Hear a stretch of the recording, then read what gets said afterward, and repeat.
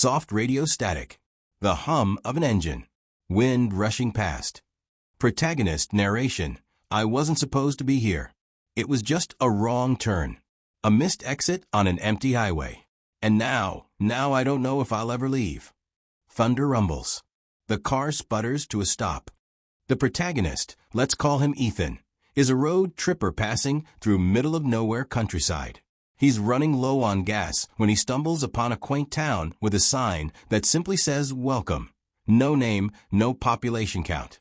The town is eerily perfect, neatly arranged houses, identical white fences, and people strolling about with unervingly warm smiles. It feels almost staged, like something out of an old postcard. Ethan pulls into a small diner, hoping for directions and fuel. A bell jingles as he steps in. A woman in a blue apron looks up from behind the counter and greets him. "Welcome in, stranger. Coffee." Ethan nods. Then he notices something. The man sitting by the window. The boy behind the counter. The cook in the kitchen. They all have the exact same face. Ethan shakes it off.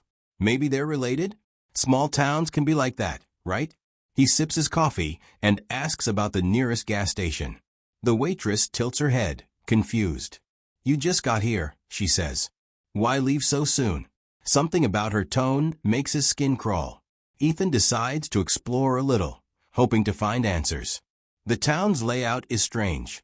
The streets seem to loop back into themselves, leading him nowhere. No phone signal. No cars except his own. Then he notices it. The people aren't just similar. They're identical. At first, the townsfolk seem polite, if not a little too friendly. But the longer Ethan stays, the more their smiles linger too long. Their eyes don't blink enough. At night, he locks himself in the motel room.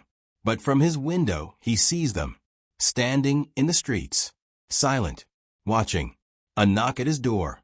A voice, his own voice, says, "Come outside, Ethan." Ethan tries to escape. He jumps in his car, but the fuel gauge reads empty.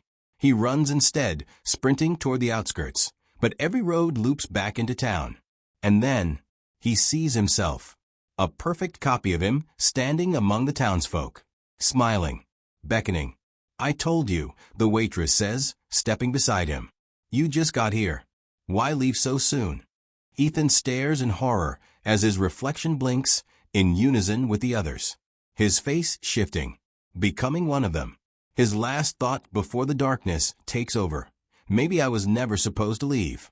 Days later, a new car pulls in. A new traveler steps into the diner. The waitress smiles warmly. "Welcome in, stranger. Coffee." The new traveler doesn't notice Ethan, now behind the counter, wearing the same blue apron, smiling the same impossible smile. Soft radio static fades to black.